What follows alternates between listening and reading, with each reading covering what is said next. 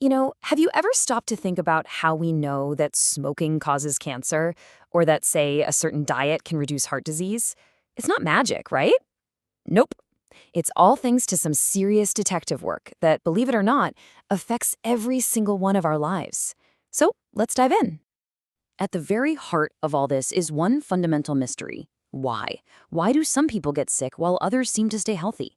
Why do you see these patterns where one community is hit hard by a disease and another one isn't? This is the big question that gets every single investigation started. And the field that's dedicated to solving these exact mysteries, well, that's called epidemiology. And the people who do this work, we can think of them as health detectives. Their whole job is to sift through all the clues in our populations to figure out who or what the real culprits are behind a disease. So in this explainer, we're going to follow their whole investigative process, from the very beginning to the final verdict. We'll start with the basics, see how they gather clues, identify the main suspects, build a rock-solid case, and, this is a big one, learn how they spot the false leads. And then we'll get to the final verdict.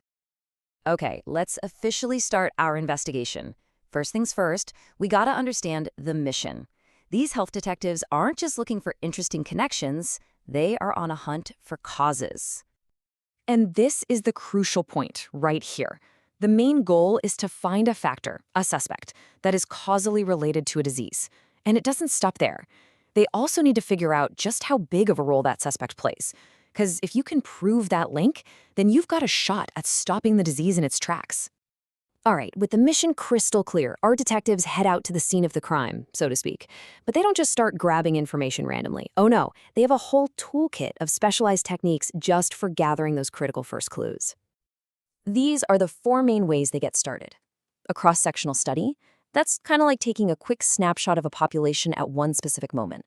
A case control study is like working backward from the crime scene. You start with the victims and try to figure out what happened. A cohort study is like following a group of people for years, just waiting to see who gets sick. And then you have experimental studies. That's the gold standard, like a super controlled test in a lab. So once all those clues are collected, it is time to head back to the lab. This is where our detectives start organizing the evidence to see which suspects, or what we call risk factors, are starting to look really, really suspicious. And believe it or not, this simple little grid is one of the detectives' most powerful tools. It's the evidence board. The technical name is a 2x2 contingency table. It just neatly sorts everyone into 4 buckets based on 2 very simple questions. Were you exposed to our suspect, and did you get the disease? Now, using that table, we can calculate something called relative risk. This number is absolutely crucial. It basically tells us how strong the evidence is against our suspect. A really high relative risk means that people who were exposed were way more likely to get the disease. But there's another important measure, called attributable risk. So while relative risk tells you how strong the link is, attributable risk tells you about the real-world impact. It answers a super practical question for public health officials. If we could get rid of this risk factor completely, how much of the disease would just go away? Okay, so we've got our main suspects, and we've measured the initial evidence. But, just finding a connection isn't enough to get a conviction. Now our detective has to build an absolutely airtight case. And this is where we see that not all evidence is created equal. Detectives use something called a ladder of evidence. Down at the bottom, a simple snapshot study might hint at a link, but to really prove something is a cause, you have to climb that ladder, moving toward those much tougher, more rigorous studies like cohort and experimental studies, right at the top. And now for the plot twist. Because in every good mystery, right, there are false leads, there are red herrings, things designed to throw our detective completely off the trail. In the world of epidemiology, these are known as bias and confounding. So bias is a fundamental flaw in how the whole investigation was designed or carried out. Maybe the people they chose for the study weren't the right mix, or maybe the information they collected was just plain wrong. And the scariest part? You can't fix bias by just getting more data. It's already baked right into your results. And then there's confounding. Oh, confounding. This is the ultimate hidden clue. It's when some third, secret factor is connected to both your suspect and the disease, creating a totally fake association that can point your finger at the wrong culprit. Let me show you how this works. So, imagine an investigation into HIV. The first bits of data come in, and the evidence board looks like this. When you run the numbers, you get what's called a prevalence ratio of 3.67. This seems to suggest that people who are literate are over 3.5 times more likely to be HIV positive. I mean, wow, a 3.67 times higher risk? That seems like a pretty strong lead. So, should we just conclude that literacy is a risk factor for HIV? Case closed, right? Or could there be something else going on? Something we're missing? Well, a really sharp detective decides to dig a little deeper and look at the data by age group. And when they split up the population, get this, something incredible happens.